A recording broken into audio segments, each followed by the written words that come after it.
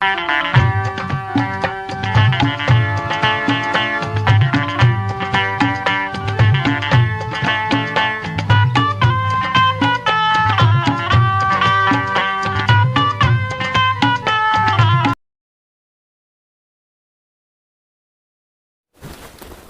बुद्धाय। साथियों ये पूरा सप्ताह तारीख 3 से लेकर अभी तक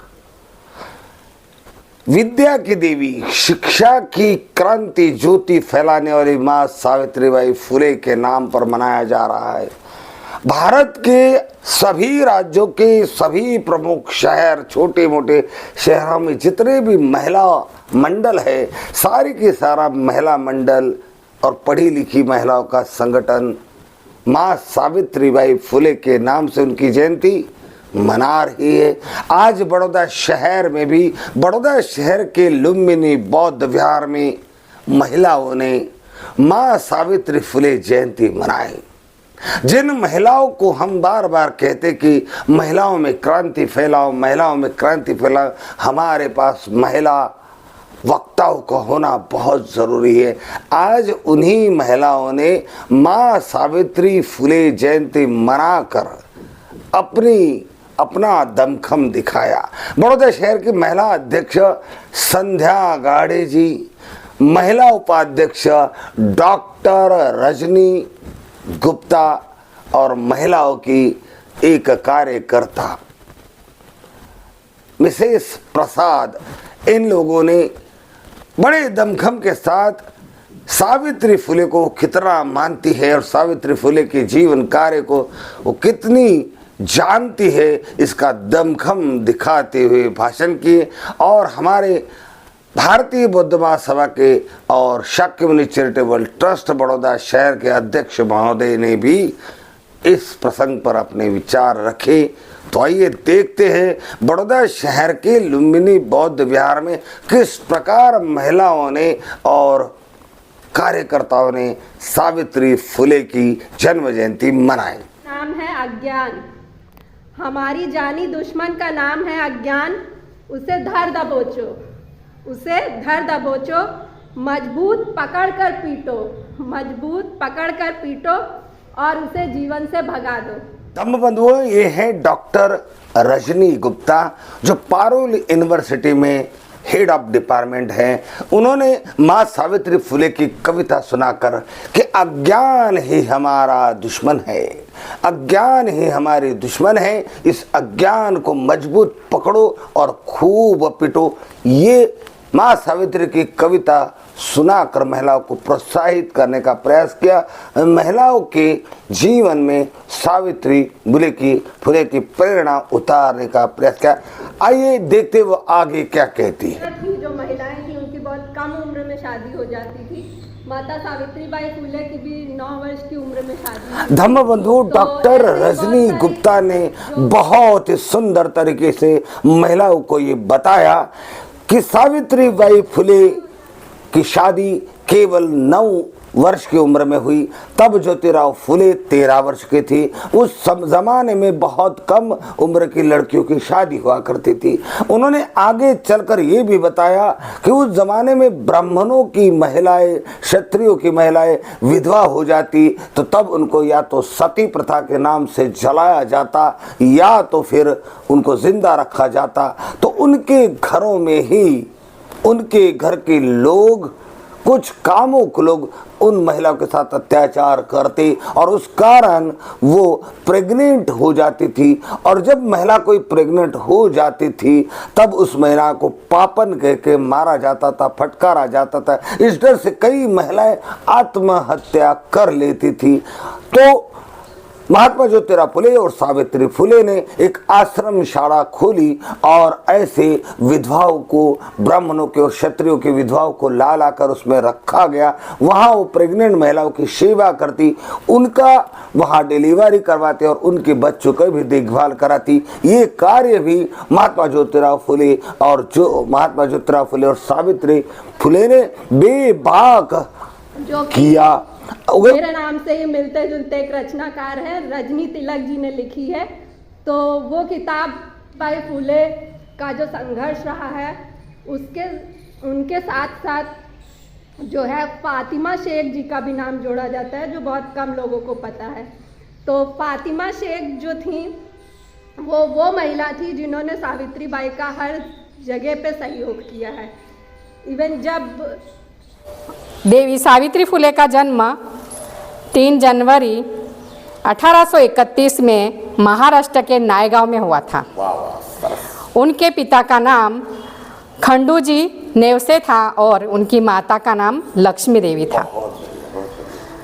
उनकी 9 साल की उम्र में ही शादी कर दी थी और ज्योतिबा फुले तब 13 साल के थे। ज्योतिबा फुले उनको बहुत ही पढ़ने का शौक़ था। ये देखकर सावित्री फुले का भी मन होता था कि मैं भी पढूं। तब ज्योतिबा फुले उन्हें घर पे ही पढ़ाया करते थे। इस तरह वो उनके साथ रहकर पढ़ते पढ़ते आगे निकले। तो उन्होंने सोचा अगर हमारे समाज की महिला भी अगर पढ़कर आगे चले तो बहुत अच्छी बात है। ऐसा सोचकर उन्होंने अपनी महिलाओं को पढ़ाना शुरू किया। स्कूल पढ़ाने जाती थी तो तब समाज में महिलाओं को पढ़ने का अधिकार नहीं था। इस अधिकार से महिलाओं को वंचित रखते थे। लेकिन उनका ये कहना था अगर हमारी महिला अगर पढ़ लिख कर आगे जाए तो हमारा समाज आगे बढ़ सकता है। इसकी वजह से जब भी वो स्कूल में पढ़ाए जाते थे तो कई सामाजिक तत्व थे जो उनके ऊपर पत्थर फेंकते थे, कोई कीचड़ फेंकता था, लेकिन वो इस बात को ध्यान में नहीं रखकर आगे बढ़ते थे। इस तरह उन्होंने बहुत ही संघर्ष किया और महिलाओं को पढ़ने के लिए जागरूक किया कि आप पढ़ो और आगे चलो। ऐसे ही पढ़ते पढ़ते उन्होंने ज्योतिबा राव फुले भी उनके साथ ही थे। उनके साथ उन्होंने मिलकर 1851 में लड़कियों के लिए 3 स्कूलें चालू करवाई थी। वो स्कूल थी पुणे में महारवाड़ा में चालू किया था। उसके बाद ये सब चलते रहने से ज्योतिबा फुले और सावित्री देवी ऊपर उनके घर के लोगों ने ही विरोध किया कि आप ऐसी महिलाओं को पढ़ाने के आप मत कीजिए, क्योंकि समाज में सारे लोग उनको बोलते थे, डांटते थे। तो उसी समय ज्योतिराव फुले और सावित्री फुले घर छोड़कर निकल गए थे। तो उनके एक मित्र थे उस्मान शेख, जो उन्होंने उनकी बहुत मदद की इस बारे में कि आप जो कार्य आपने हाथ में लिया है वो आगे बढ़कर कीजिए, मैं आपको साथ दूंगा। तभी उनका परिचय फातिमा बेगम से हुआ और वो फातिमा बेगम मुस्लिम समाज की पहला शिक्षिका थी जो वो अपने समाज की महिलाओं को पढ़ाती थी। उन्होंने हमारे देश की जो महिलाएं हैं उनको आगे पढ़ना है, उनको आगे जाकर अपने घर को बदलना है, घर के बाद अपने समाज को बदलना है। इस तरह से उन्होंने बहुत ही प्रयास किया और उनको साथ दिया ज्योतिराव फुले जी ने। महिलाओं के लिए मैं यही संदेश देना चाहूँगी कि आप भी इस जो सावित्री देवी जी ने जो हमें बताया कि शिक्षित बनो, शिक्षित बनने के बाद हमें समाज के साथ जुड़ना है, इस विहार में आइए, सबके साथ मिलिए और आगे हमारा जो ये कारवा है उसको आगे बढ़ाइए। सावित्री बाई फुले हमें शिक्षा को दिला गई, सावित्री बाई फुले हमें शिक्षा को दिला गई, नमन करे जी उनको, नमन करे जी उनको, हमारी शान को बढ़ा गई, सावित्री बाई फुले हमें शिक्षा को दिला गई। जय भीम। आ रहा है जो बाबा साहब के रास्ते पे चल रहा है, बाबा साहब के बताए हुए मार्ग पर चल रहा है, उन लोगों को एक साथ मिलना होगा। वो चाहे किसी भी बौद्ध समाज के हों, हम ये नहीं बोलते हैं कि वो उनका अलग टोली हो, कोई और अलग टोली हो, नहीं, सभी को बौद्ध है, सिर्फ बौद्ध संगठन कोई भी हो तो उन बौद्धों को सारे को एक श्रृंखला में बदलना होगा और एक संगठन में बदलना होगा। और हमें अभी हर रविवार को हमारे बौद्ध विहार में बौद्ध सभा होती है। ये माता सावित्री बाई ने जो हम लोगों को शिक्षा दी है हमारे समाज को जो आगे बढ़ा है उसी तरह से हम लोगों ने भी उनका उपकार नहीं भूलना चाहिए। और उन्होंने जो हमको तकलीफ में से बाहर निकाले, महिला को जो पढ़ाया और अधिकार दिया है, उनके लिए मैं उनको बहुत बार नमन करता हूँ।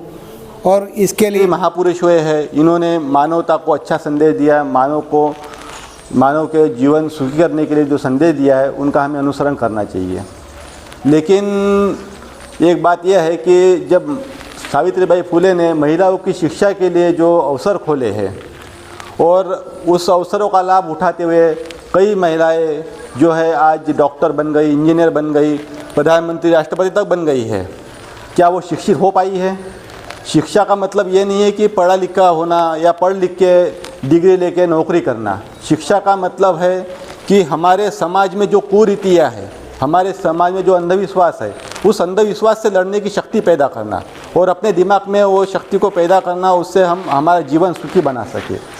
तो आज भी हमारे जो समाज की अदर समाज के महिलाओं ने तो काफ़ी उन्नति करी है, वो उनका जीवन और उनके परिवार की स्थिति और हमारे जीवन हमारे परिवार की स्थिति देखो बहुत अंतर है। क्यों कि जो भी शिक्षा का जो अवसर लेते हैं तो वो लोग भी लेते हैं, हम भी लेते हैं, लेकिन हम सिर्फ डिग्री लेते हैं, परीक्षा एग्ज़ाम पास करते हैं, नौकरी लेते हैं। नौकरी लेने के बाद में हम ये भूल जाते हैं कि अंधविश्वास क्या है, क्योंकि वो आज भी हम अंधविश्वास में फंसे हुए हैं। वो शिक्षा का मेन साथियों, इस तरह से संस्था के अनेक कार्यकर्ता जैसे हमारे अध्यक्ष विक्रम प्रसाद जी ने भी क्रांतिकारी विचार रखे। उन्होंने कहा कि भारत के सभी बौद्धों को संगठित होना होगा, सक्रिय होना होगा और मानवता, समता और महिलाओं के शिक्षा, अंधश्रद्धा से मुक्ति, जातिवाद, वर्णवाद से मुक्ति के लिए एक सक्रिय रूप से कार्य करना होगा। इस अवसर पर संस्था के बौद्धाचार्य ओमकार इंगले जी ने भी सबको अभिवादन किया और सब महिलाओं को संगठित होकर, सक्रिय होकर महिला जागृति करने का काम बताया। संस्था के the Buddhist society of India के बड़ौदा शहर के अध्यक्ष प्रकाश जी सोमकोर ने बताया कि महिलाएं पढ़ लिख जाती हैं, लेकिन महिलाओं के उन्नति के लिए, उनके अंधश्रद्धा के मुक्ति के लिए कोई काम नहीं करती, जबकि सवर्णों की महिलाएं पढ़ लिख कर महिलाओं के उन्नति के लिए, उनको जागरूक करने के लिए, उनके विकास के लिए हर प्रकार से सहयोग करती है। तो यहाँ पर बहुजन समाज की महिलाओं का कर्तव्य बनता है कि वे भी संगठित हो जाए, अंधश्रद्धा, जातिवाद, वर्णवाद से मुक्त होकर बुद्धिज्म को अपनाकर आचरणशील बौद्ध समाज निर्माण करने का कार्य करें। और इस कार्यक्रम का सूत्र संचालन आदरणीय माजी श्रामनेर गुलाबराव इंगले जी ने किया और इस तरह से बड़ौदा के लुम्बिनी बौद्ध विहार पर मां सावित्रीबाई फुले का जन्म जयंती का कार्यक्रम बड़े उत्साह से महिलाओं और ट्रस्ट के ट्रस्टियों, संस्था के कार्यकर्ताओं ने मिलकर मनाया। जय भीम, नमो बुद्धाय।